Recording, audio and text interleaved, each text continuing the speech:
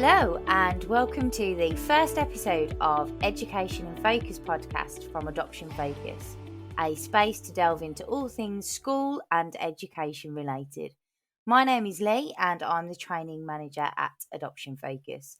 The education of our children is a real passion of mine, and so it's a privilege for me to be joined by two of our education experts here at Adoption Focus, Jason Gilman-Hughes and Lisa Biggs.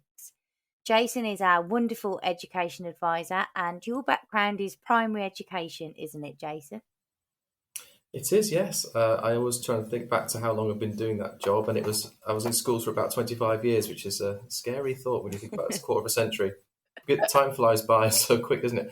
But yeah, I taught in a lot of different schools, in sometimes city schools, sometimes in a more rural setting, deprived, and sometimes ethnically diverse, sometimes not. You know, it's fascinating to try and work in different places. And over that time, I did different jobs. I took on responsibilities like Senko for a while, which I found fascinating, really good learning experience, and then moved on to deputy headship, and then eventually a head teacher for my sins. So, in all that time, I had a real interest in the sort of needs of children who've been in care, either adopted children or still in care, looked after.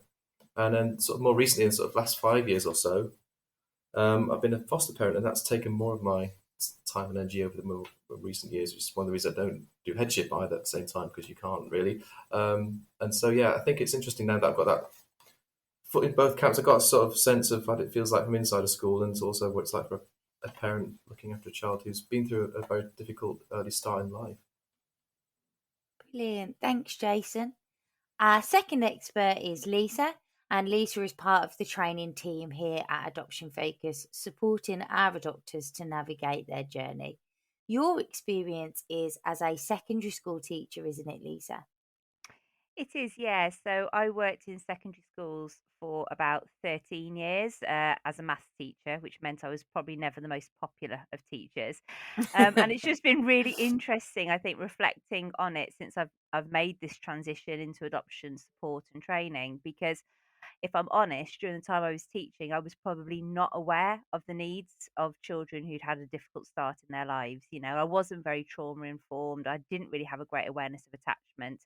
I was just bumbling along, focusing on academic progress and that aspect of it. But since adopting my daughter in 2019, and since making this transition here, I am starting to reflect on my teaching career a little bit, and see how, schools do have the best interest of children at their core, but are sometimes really approaching it from a very different starting place as we are as parents. So yeah, it's been very interesting doing that reflection. Thanks, Lisa. So, just for you listeners, within Education in Focus, we will explore a range of topics, and we would really welcome your suggestions, questions, and contributions. So, please feel free to drop us an email at education@adoption-focus.org.uk. We would love to hear your experiences. So if you fancy joining us on the podcast, you're more than welcome. So, thinking of homework, Jason, can you give us some background to where it all came from? I think homework's been one of those parts of education that's been in schools practice for donkey's years. And I think every generation will think back to the fact they had homework before that. So I don't know where it actually started from, if I'm honest. But it's supposed to be something that people expect or have expected to have and to provide. So, but I think it's over the more recent years, people have started to reflect a bit more on that and think, well, is this actually something that is helpful? Is it something that really makes a difference to children? Is it helping their learning? And there's a lot of questions that schools ask themselves, and certainly did when I was there, and they still do. And the guidance has also changed a lot. So one of the things that this head of this podcast was to have a bit of a read around what the guidance says, or what the evidence is around homework, because I think it's quite fascinating. Before I do that, I thought I was going to talk about, from a personal point of view, I always remember in school there's this real tension between trying to get homework right, and you never feel you never quite did it. There's always this section of parents that wanted more. They'd be asking for more homework for their children, could say more work that's not challenging enough, etc. Then you get other people say, please can you stop sending so much homework, it's too much for my children, they can't manage it. And so you have to try and juggle those sort of competing views. And for a while it was quite a core part of what Ofsted inspected schools on. A small part of it, but it was there. One of the things I was going to say is that over the recent years, Ofsted have taken that out of the inspection, and also moving on to the sort of wider guidance. The DfE have removed their guidance as well from homework. It's really right. sort of removed quite a lot, and that's in the sort of last 3 years or so. But I noticed that quite a lot of schools still seem to follow the old guidance, don't they? Yeah, I was going to say it's true for secondary as well, because the DfE teacher standards state that teachers should set homework and plan other out of class activities to consolidate and extend the knowledge and understanding pupils have acquired. So teachers have it in their standards to do this. However, the DfE have also removed it from their guidance for secondary schools, and Ofsted say that there is no expectation to set any homework, but anything that is set should be in line with the needs and abilities of the pupils. So it is quite contradictory. We expect to see it and teachers are told to do it, yet it's not necessarily a statutory requirement to do. So yeah, it's a bit of a tightrope that you're walking, isn't it? So It is definitely. Um, it's tricky, and I suppose the teacher standards are getting over 10 years old now, so it may be that they need revising in the light of the yeah, guidance around homework. But um, it means that schools are having to make that decision for themselves about whether or whether they do have homework. Are they going to stick the neck out and actually say no, we're not doing any, which I suppose is quite still an outlier, or are they going to have a policy that they write that outlines how they're going to approach homework and why it's there? And I think for parents, I was going to say when we talk about this a bit further, that's probably where I'd start from. If you want to know more about homework, a specific thing, I'd see what the school's policy is, find out what they expect and what they do.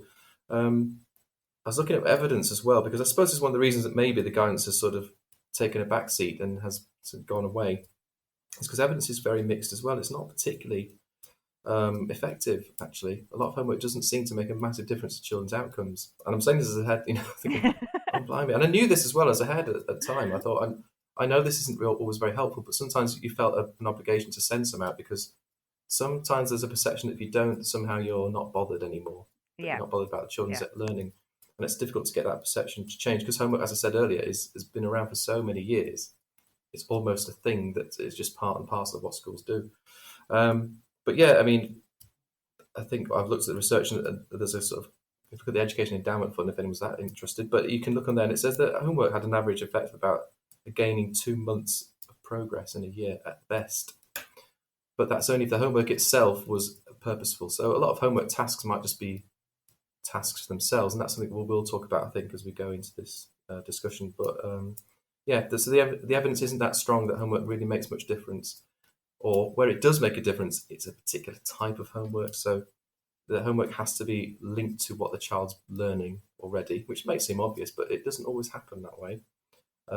Agreed. And it has to build on, and it just has to reinforce what they've learned, I think, in a nutshell. Yeah. So there's no point just doing an activity that doesn't, for the sake of it. That's where I think as parents you might start questioning what on earth it is that I'm expected to do with my child. Lisa, what is the point of homework and how is it organised? Well, after Jason's bit of evidence there about the fact it doesn't have much impact, you might well ask, well, what is the point? I think I think reflecting on kind of why I set homework as a maths teacher, I know that I primarily wanted students to practice and to consolidate the skills that we'd covered in a lesson. So I'd send them away with questions that covered what had been taught. However, I do know that colleagues in some areas wanted students to prepare for a new topic, perhaps by doing a bit of a preparation task of some sort. And I think the reasoning behind this is that the easier preliminary information can be done independently. And that means then that the contact time that the teacher has with a student can be used for more challenging aspects of that topic, such as analysis and evaluation. So you might find that children are asked to prepare for a forthcoming lesson by reading a piece of work. Some subjects lend themselves better to asking children to read around topics, and that can help develop like a depth of understanding to support any answers that they give. And of course, in secondary school, I can't get away from the fact that a firm favourite is revision. It consolidates and also refreshes learning from earlier on in their school life to make sure that kind of everything is at their fingertips for exam season. And I also personally think that homework can teach a lot of perhaps what I'd call softer skills, and I'm thinking specifically of secondary schools now. But it can help children to learn things such as being organised, managing their time, working to deadlines, how to work independently, and also things like how to access support when they're stuck on something. These are really valuable skills as our young people head into workplaces or they head into further education or even just adult life. You know, a homework planner is almost like a precursor to having your own adult diary and to do list, isn't it? So that you remember to pay bills on time or you remember to go to an appointment that you booked weeks in advance or whatever. And whilst I do think that homework can help to develop those skills, I really can't stress enough that I am thinking that it needs to be age appropriate and appropriate to an individual child's abilities. You know, I'm not expecting children in year 7 to rock at being able to fully manage themselves, their time, their workload, and all of that. I'm thinking that over the course of a secondary education, we can help children to make some progress in these areas. That's it. So I'm not sure that's ever really classed as rationale for why you would set homework, but I do think it can support that development over time. And, you know, it's a good place to perhaps help a child become a little bit more organized or aware of competing um, deadlines or things. Well, it's funny you should say that because I was reflecting what I just said earlier as well. And I thought, well, I did paint rather a negative picture of homework, and um, having said that, there are benefits. I say if it is practicing and consolidating, it can make a difference. And like you were saying, Lisa, actually, it can help children, even younger children at primary schools, in some other ways potentially if it's done well. It does develop some independence, and for younger children, that's still a good thing to be working on. Um, and also for parents to get to understand where their children are and how they're getting on, and just simple act of reading with them is massively important. And you just start to see what they can do, and if they're doing a bit of writing, you see how are they managing to form letters and write words and spell, etc. Yeah, Um, you know, having said that, it depends whether the child can engage, and we know that a lot of our children find it much more difficult. yeah, definitely. I think you also asked Lee, like, you know, how is it organized? And Yeah. well, varies. It won't surprise you. Schools are their own unique little ecosystems. They all do things their own way. But I've worked in a lot of schools that do have like a homework timetable that's issued to staff. Not all schools, but some schools have. Okay. And that can dictate how much homework should be set per subject per week or fortnight. And in some cases, it also dictated the day on which it was set. And it does seem like a good idea in many respects because homework in secondary school can appear quite chaotic just due to the sheer number of teachers and subjects that every child has. So having a timetable does reduce that element of chaos a little bit. But we also have to recognise that the timetable normally fails a few times in reality. You know, it might fail because the teacher's been told to set 20 minutes of homework, but the homework task is going to last only 5 minutes for the most able and 60 minutes for someone who's struggling. So already you've kind of like abandoned the timetable because you've not met your allocated time slot. It might fail just because the teacher is quite disorganized. You know, maybe they're not on top of exactly when they should be setting it and they're a little bit chaotic in themselves. It might be that in the actual lesson that goes ahead on that day, when you were due to set homework, maybe the learning didn't quite go to plan. Maybe the children didn't pick up the skill as quickly as you'd hoped. And therefore, the homework you'd planned to set, it actually becomes inaccessible to them. So you can't physically set it. Or Right. maybe the learning took a different direction. You kind of like followed the passion of the class, and therefore the homework then becomes irrelevant and doesn't match what was taught. It might even be that there was a fire alarm and therefore actually you can't set the homework because you're all standing shivering in the playground. Or maybe one child had a music lesson and missed the homework that was, you know, children are not great at saying, I have a music lesson. I'm going to miss when you set the homework. Please, could you let me know it in advance? They generally don't do that. I wonder why. So, I wonder why that would be. So there are a whole host of reasons why this idea of having a timetable might not actually translate into perfect practice week in, week out. Um, so yeah, they're useful, but not always perfect. And like I say, each school is you know has the ability to set their own timetable if they want to. So they may not even have this in place. So yeah, not much clarity on how it's organised, but that just gives you an idea of some of the difficulties in following a plan. No, I think it gives us a really good kind of picture and a good idea. So thank you. So, Jason, what can I, as an adoptive parent, expect it to look like? Is there a certain format, things that I should be looking for in particular?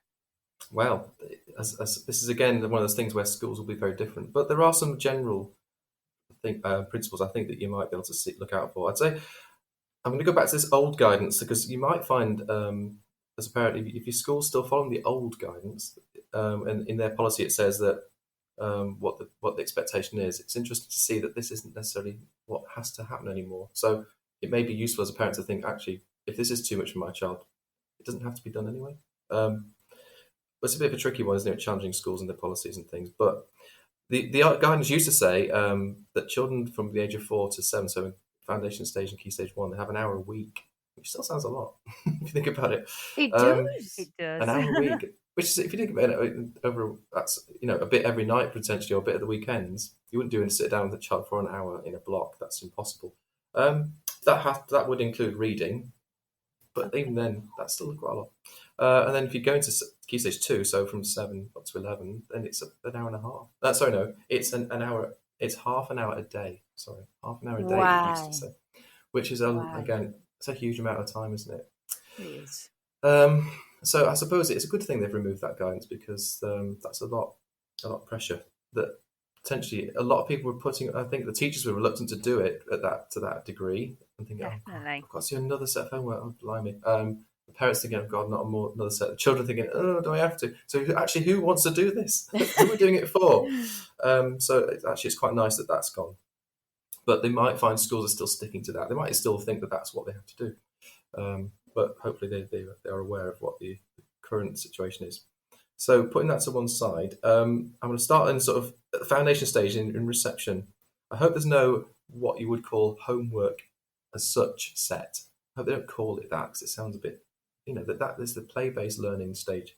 That's what they should be doing in school. But they might have, schools might be sending home some suggested activities to do at home with your child, which might follow on from what they've been doing in school. So if they're practicing a particular letter sound that week, as part of their phonics, it might be then they can look around for, I don't know, if they're doing the letter P, the sound, go and look for 5 things that start with that letter around your house. Can you find that? And simple activities, or go in your garden and look and do a bit of a hunt for things, or go and do a bit of a counting activity. Those are quite nice activities that don't require to sit down at a desk and write stuff down, which is not what they should be doing, really. And hopefully some sort of reading activity. And depending on where the child is, again, it should be these books will be set according to the child's reading stage, what they're able to do. And so initially there'll be picture books, and they're perfectly good. Picture books are great for talking about, getting children to understand sequencing. In fact, some children need to actually learn where the front cover is and where the back cover is, which page to turn over, and really that very basic level. And there's a lot they can discuss around what they see in a picture and talk about a story. And that's very valuable because that's exactly what they need to do as they begin to learn to read and decode words. So, something like that. Play-based activities should be really what children are expected to do at home, I would hope. Maybe if they can do a little bit of letter formation practice on a sheet, maybe later on in reception, perhaps that might be something. Or if you want to draw a few pictures or make something, that's okay. Key stage 1, they'll still carry on with the reading. Again, hopefully they have structured reading schemes that they're following, but then they might be able to choose another book that they want as well. If all the things you can do at home, I always said to people, do reading. If there's anything you can do at home that's going to help your children, just do some reading with them. Yeah. That's probably more valuable than anything else. Even if that means sitting with them and reading, because they won't want to say it out loud, for example. Maybe we'll come to tips later, won't we? Yeah. There's often a lot of phonics-related work. There may well be some phonics-related things, because children in year 1 are going to be doing a phonics screener, so the school might be thinking of sending some work home that supports their phonics again. There may be some topic work. This is where schools try to be creative and think, well, where can we make the homework a bit more interesting? So sometimes it's about going to do a bit of research, find out something, or it might be to make models of things, make them bring them into school, which can be great fun. However, There's a times when that, and I've had parents come to me and say this before, and having experienced it as well as a parent. You can sometimes be homework for the parents because I was just thinking you when have you to were get all saying this stuff that. together: boxes, cardboard, sellotape, glue, scissors, and things. And by the time you've done 80% of it, sometimes. I mean, that's not always fair, but it can feel like that sometimes. My daughter's moving into that stage, and I'm not sure I'm prepared for it, to be honest. I need more craft things. But schools would much rather you did send something home that was genuinely in the child's. If it's a bit wonky, lopsided, and falling to bits, that's probably, if it's theirs, that's better than something that's beautiful, pristine, some That's beautiful good silver to painted, know. some beautiful castle that looks that looks got, a winding drawbridge or something like that, and working and a little moat. Well, that's brilliant, but I don't suppose they made that.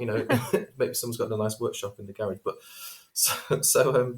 but yeah, I'd always say in terms of a parent, just let them do what they can and don't worry about it and take in what they've made. It's absolutely fine. It'll be valuable. It'll be valued. It's not a competition. It sometimes can feel like that. So that's Key Stage 1. Key Stage 2, it just ramp generally, again, if they're following this kind of pattern, it will just ramp up from Key Stage 1. So they'll still carry on the reading. At that stage, of course, your children might not need you to sit and read with them if they're capable, if they're quite fluent.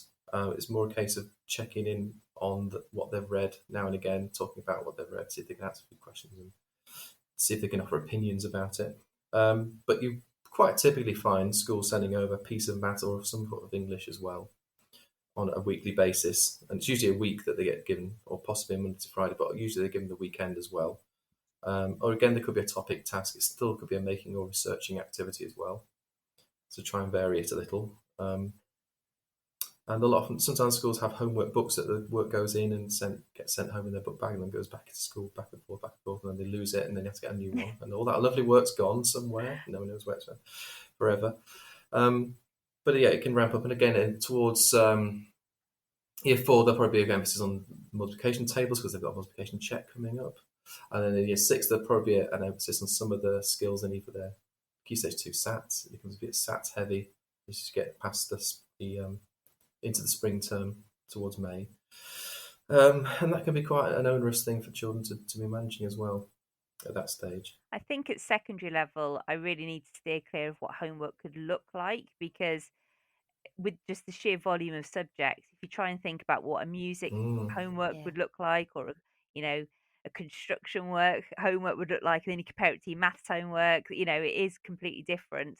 But I did spend a little bit of time having a look at kind of what schools were saying they were setting in terms of time, and I found it frightening, to be honest, genuinely frightening. There's so much condic- contradictory advice out there, or contradictory kind of policies that schools have put in place, with some people saying they're expecting children in year 7 and 8 to be doing 1.5 to 2 hours homework a day. And Wow. I'm thinking these children are 11, 12, 13 years old, and we're sending them for a 6-hour school day. They've got the travel time to add in, and then we want them to do 2 hours of homework a night. I think that's ridiculous. And then they were ramping it up to 4 hours a night in years 10 and 11. So we're talking again a 6-hour day with 4 hours of homework. That's a 10-hour working day for a 15, 16-year-old.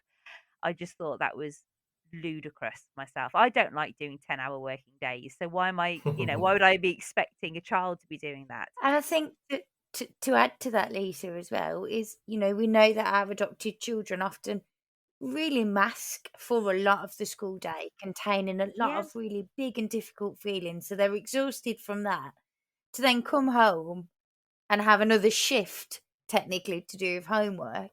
It's a Yeah. really, really big ask of our children. And where do they find time for extracurricular activities and the things that they enjoy and that they're passionate about? Yeah. I really think this is doing them a disservice if people are expecting that much of them. And I would, if my daughter was to go to a school that expected that, I would be advocating for it and just saying, no, that is unreasonable.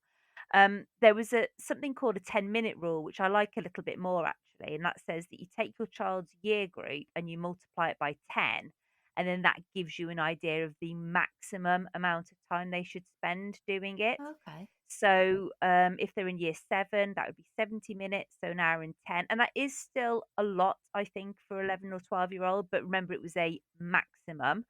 And again, it does ramp up to 2 hours for someone who's perhaps in year 12, but you are talking about, doing A levels at that point. So, perhaps we can expect there to be a little bit more work at that age.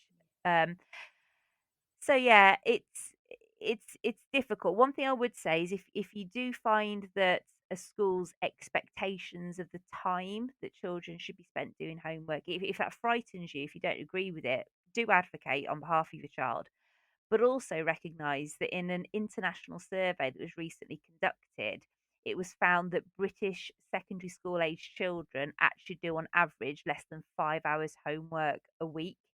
So there is actually a kind of dissonance between what people are saying they expect and what they're going to be setting, and actually how that translates into reality. So sometimes these figures do look a bit frightening, and it's worth putting your foot down and being vocal if you think it's too much. But what they're saying might not actually translate into what actually happens anyway. For all those reasons I stated before, of homework timetables just don't always go to plan. So Mm. I can imagine. Yeah, that's interesting, isn't it? That difference between what's published and what they actually do. Interesting. yeah, I do think when choosing a school, and I know that's something that we're going to have a podcast on, in the future. But I do think when choosing a school, some parents do look to the homework policy and that Mm. extracurricular provision as a reason why they choose their school, especially at secondary age, and that might account for why schools feel the need to put a large number of hours Mm. out there. But Maybe it seems a badge of honor, perhaps, or a sign of perhaps, high expectations. I don't know. yeah, high expectations. Yeah. But I agree. I think the bottom line for a lot of our children is that if they can get through a school day in one piece without having too much of a traumatic time or too many scrapes, then they've done incredibly well. And so they'll be more exhausted than typically most children will be at the end of the day. So it isn't unreasonable to expect those children not to be able to manage very much at home. And actually, what we want to do is conserve their energy so that they can keep enough energy to manage a day at school. And so, if that means not doing very much at home, then great, because the things we can do at home are still valuable. They don't have to be the sitting down homework stuff. There's a lot of valuable stuff we can do. I'm sure parents don't need any of us to tell them how to do that because they know exactly how to do the right thing for their children. But it's definitely important to be able to say, no, this isn't right. My child's had enough. They've done a really good. They've had a difficult day, just being themselves, just trying to cope with everything. And actually, as you said before, Lisa, about homework, that lack of ability to go to clubs and things, and for a lot of our children, is their social development that is the thing that they really need more than anything else. Social and emotional development is the thing that they probably have the biggest need in. Just picking up on what you said there, Jason and Lisa, about advocating for our children, and if this isn't right, saying that this isn't right. In your experiences, how do schools receive that? How is the best way to have that conversation? Mm. Well, I have actually done that a couple of times. I've just written in the homework book. We had a go at this. He was just too tired. He wasn't capable. But we've done something else instead. No, that's all right. Thanks. And that's it, really. And I don't expect them to come back and say, "Well, no, that's not good," because they're not going to.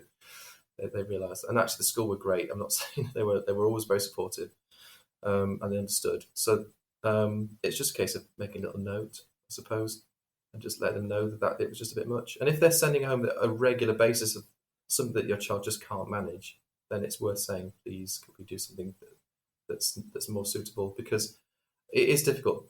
Teachers are not going to be able to send home personalised homework to 30 children at 17 different levels. It's just not manageable. So we've got to be careful what we can reasonably expect to ask them to provide. So because there'll be other children in the class with additional needs that could also have potentially different homework sent to them. So it is difficult for them, for the teachers. But yeah, back to the question. I think just make them aware that they struggled, and if you don't want to put it in the homework book, because the child might not be embarrassed if you put. If our child was in reception, he wasn't bothered about what we wrote at that stage. But an older child might not want you to write something in their book that everyone can see, because that might seem like a bit embarrassing, a bit shameful. So you need to do it a different way. Perhaps send a message to the school through whether we've got an email system or like Class Dojo or whatever. They've got these sometimes have communication platforms that they use. So there's other ways of getting in touch with them and letting them know. Yeah, I'd 100% back that up in my experience in secondaries is, a note in the homework plan or the homework diary is absolutely sufficient. I just smiled to myself a little bit, when you say what's the best way to communicate is please not angrily, because I haven't deliberately set your child something that they couldn't do. I've got it wrong. Hands up, I've got it wrong. I'm really sorry, but please be nice about it. But yeah, just as Jason said, a little note that just said they had a go, they found it really tough. We drew a line under it. There is what there is, and that's fine. A teacher is not going to come back and say, actually, it's coming home again, and you will do it until it is. They're not going to No, say no, that. no. What's become evident from that is actually this child has struggled with this particular task, and therefore perhaps they don't have the understanding to access it, and therefore as a teacher what I need to do is kind of revisit that with them and strengthen their understanding. So we learn from being told that they can't do it, that there is learning going on there, and it means that something we put in place to help them and support them. So yeah, just a quick note in the homework diary is absolutely fine. So. And you're confirming that teachers definitely don't set homework just to frustrate or annoy parents. No, Not absolutely deliberately. not. Not deliberately. There you go. You've heard it here first. So, Lisa, bearing in mind what we've said about homework and our children, what as parents can we do to help? Okay, so strictly from a secondary perspective, and Jason may not think that they apply to primary so much, but I did manage to draw out just 7 things, just 7 things Just that we can 7. do to help. Just 7. But it might be worth, if your child does struggle to organise themselves, it might be worth trying to get hold of a homework timetable if there is one. Okay, this is often glued in the front of their planner. It might be available on the website. But if you do want to contact the school because you can't seem to find anything, then maybe a head of year is the best person to contact, because they're going to have the overview of what a child in that year group is expected to do. So a quick email just to say, can I have a copy of the homework timetable? Or if they haven't got one, can you just let me know what the expectations are? And then that way you know what you're expecting to see at home. The second thing I'd say is that it's useful to talk to your children about how they record homework in their planner, because they're going to be having information coming from lots of different people for lots of different subjects. So it's just worth kind of sitting down with them and saying, right, when we write it down, it's useful to put the subject, the teacher, when it's due in, and the details of the task. And some children do pick that up very quickly, but some children need that reiterating to them, and that's okay. You might want to write some prompts in the front, so each time they can look at what they're supposed to be writing down, and that will help them, but it will also help you if they come to you for help with anything. And you might want to consider buying them a little plastic wallet or something that they can put homework sheets in, just to stop them getting lost in bags. That's quite a good one. Sorry, I've got a bit of a cough. If your child really struggles with organisation, it might mean that you need to help them by checking their planner with them, so you can see what needs doing and help them to prioritise, because children are not very good at prioritising. They tend to go with what they want to do and what they enjoy doing, and then that can lead to a build up. And you might find that you've got 2 pieces due in for tomorrow. It's 9 o'clock at night. We're having an absolute stress and a meltdown at home because the child's feeling uncomfortable. They know that they haven't met the deadlines, and tomorrow at school might be difficult for them. And all this can be avoided if we've kind of helped them prioritize maybe a little bit earlier on in the week. So that might be something that we need to do with them. Starting things early, as well as avoiding that kind of like meltdown phase, it also means they've got time to ask for help in school if they need it. So, if they've tried to do it and they can't do it, they can come and ask for a little bit of help, go to a homework club at lunchtime maybe and get some support there. Um, when we think about actually doing homework at home, it's really good if we can kind of ensure that there is a quiet place for our children to settle down and do work. I know that's not always possible in a busy household, but just like a dedicated place where they know that they can get their things out and work, and be able to focus. And thinking about focus, we need to be aware of the distraction of electronic devices like TVs and phones. Recently I've worked with 17, 18 year olds, and it's amazing how much they thought they'd worked, and then actually when we dug into it, they were on social media for an hour and a half with their books open, and we have to have quite quite big conversations about that. Isn't an hour and a half of work, that is actually an hour and a half of social media. So yeah, just be aware of electronic distractions. Googling and asking friends for help is a good source of support, but it's not um yeah, it's not always meaning that they're making good progress. um I've lost count on what number point I'm on now, but I'd also recommend just being available for your child, and that doesn't mean that you have to do the homework with them. If you feel that you can help when they're stuck, that's brilliant, but don't worry if you can't. Teachers are not expecting parents to be experts in all areas of the curriculum. It's okay to sit down with them and say, gosh, this is really tough. I understand that you're frustrated with it. I'm frustrated with it. I find it really hard as well. So let's think what we can do to get unstuck. So, you don't ever put yourself under the pressure to have the answers. It's okay just to sit and really kind of accept how they're feeling about it, and kind of let them realize that it's okay to find it hard if they are. And be aware of some of those messages that you're passing on. I can remember very distinctly one child saying to me, I can't do maths because we don't like it in my family. No one likes it, no one does it, and therefore I won't ever be able to do it. And I'm sure no one actually said that to her, but it's obviously a message that she'd picked up on, which meant that she wasn't engaging. So yeah, just be available, and you can empathize with them and support them, but try to remain positive. Um, do advocate for your child. If there is too much homework at any one time or in general, communicate it.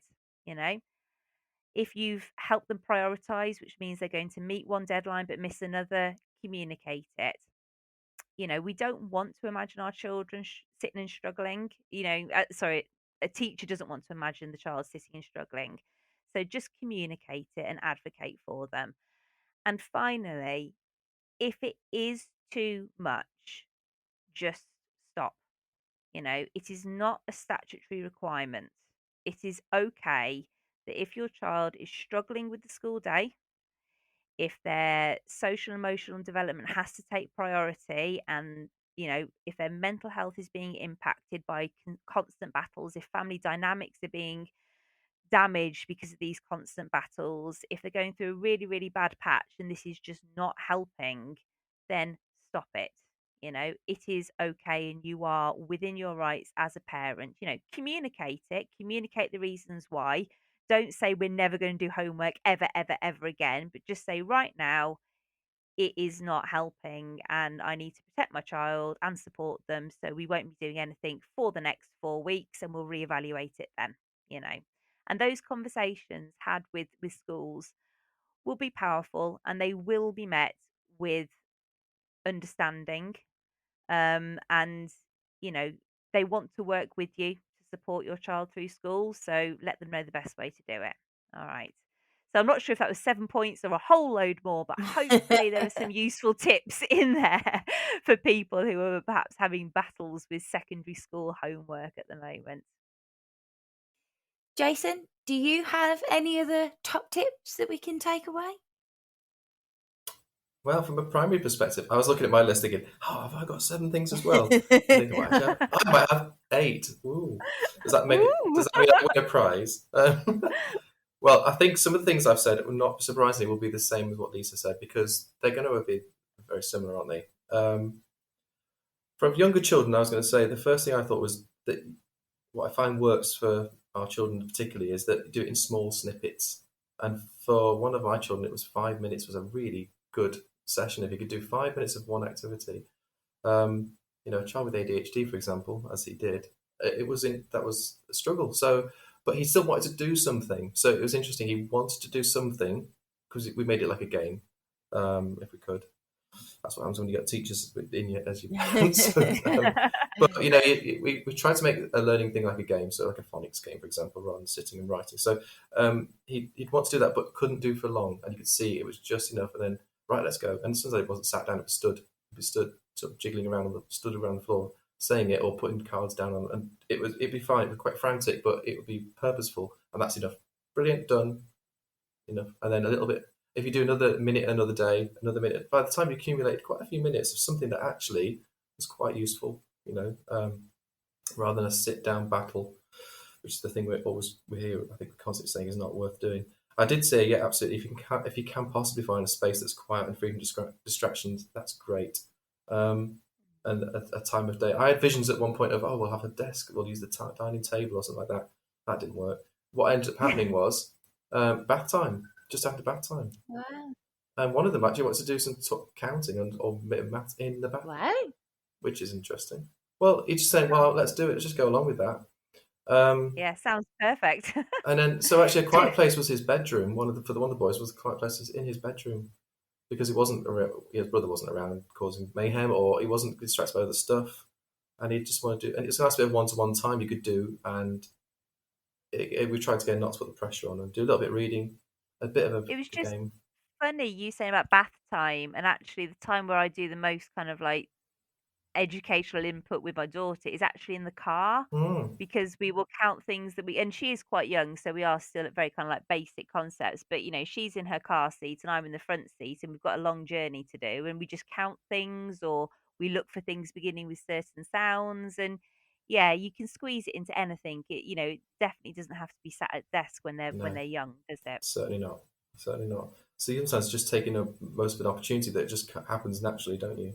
Um, So yeah, sometimes a set time of day is a great thing if you know there's a certain time. If your child benefits from that routine, and you know, right, when this is done, we always do that. And this is when we do a little bit of homework. That's fine. It can work, but for some children it doesn't. So you have to be a bit more flexible. As I say, we just sort of came to that bath time thing almost through sort of just trial and error, and that kind of worked for us.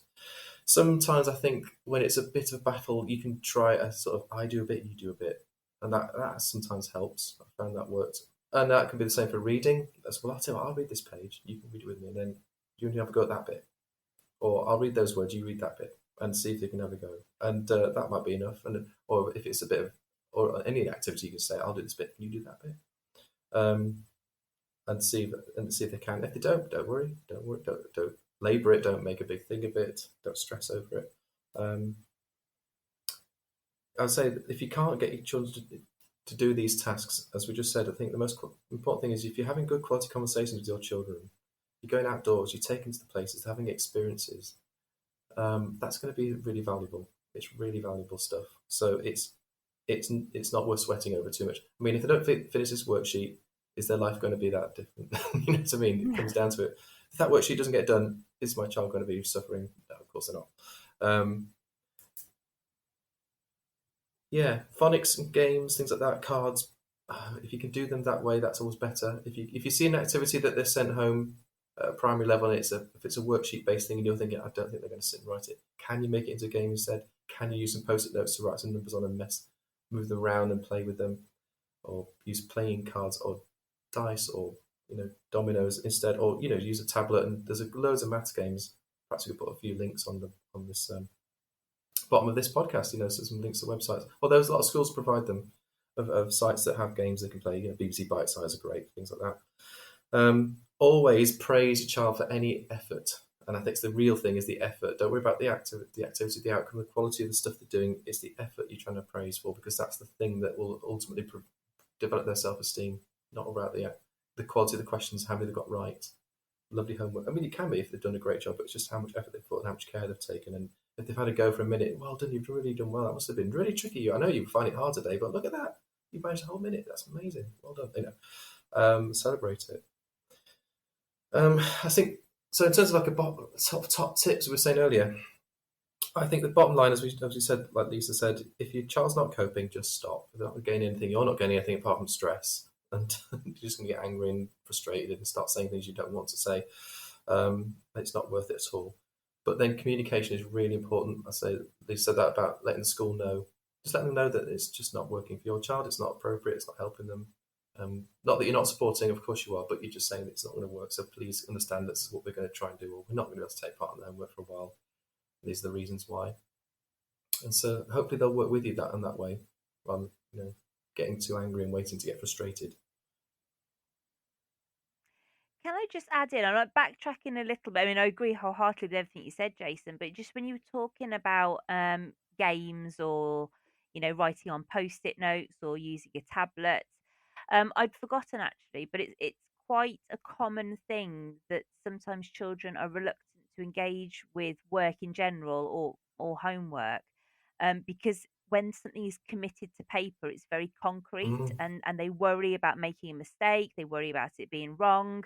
And so, if you're able to have like a little whiteboard or a little chalkboard, some children's they have like these easels, don't they, with a yeah, blackboard on one side and a white. It's okay to do the homework on a different surface, something that they find easier to engage with. The beauty of a wipe clean board is that if there is a mistake, you can rub it out and start again, and you haven't committed an error to paper. And yeah, it just reminds me that a lot of secondary school age children don't want to start something because they're worried about getting it wrong and there being that evidence. And if hmm you just change it to a different medium, that evidence is gone then, and they find it easier to engage with. So yeah, no, I liked your idea about changing it up. If you're given a worksheet, change the medium, and they might find it easier to engage with. So yeah. That's a really good point because it is about feeling judged, isn't it? And they often yeah, if the children are often feeling conscious about the fact that they perhaps don't feel as confident as other children in the class. They know that. They may know that they're not coping with some of the work as well as others. And obviously, some of our children work really well and cope brilliantly. I'm not saying that's the case for all of them, but we know quite often they don't. And if they don't, you're absolutely right. Other ways of doing it are just as effective. In fact, that reminded me that we did actually get one of those dry white whiteboards, with the pens, yeah, and that was quite handy. And then sometimes he just did some letters. He was practicing some letter formation one evening, and then we just took a quick photo on the phone and said yeah. and we were able to email that to the teacher and say, look, just done this. That wasn't the homework set, but it was still useful and still valuable. So that It's actually they could still have a useful. conversation It's in still school. consolidation. Yeah, Yes, it meant in school. Oh well, I saw this picture you did. Well done. That was amazing writing you did. yeah. And so it's just that positivity again, trying to boost all the time and make it feel like it's worthwhile. We really hope that you enjoyed this episode, and be sure to look out for our next episode, Behaviour Management, coming soon, along with other topics such as transitions in the school day, triggers, and choosing a school.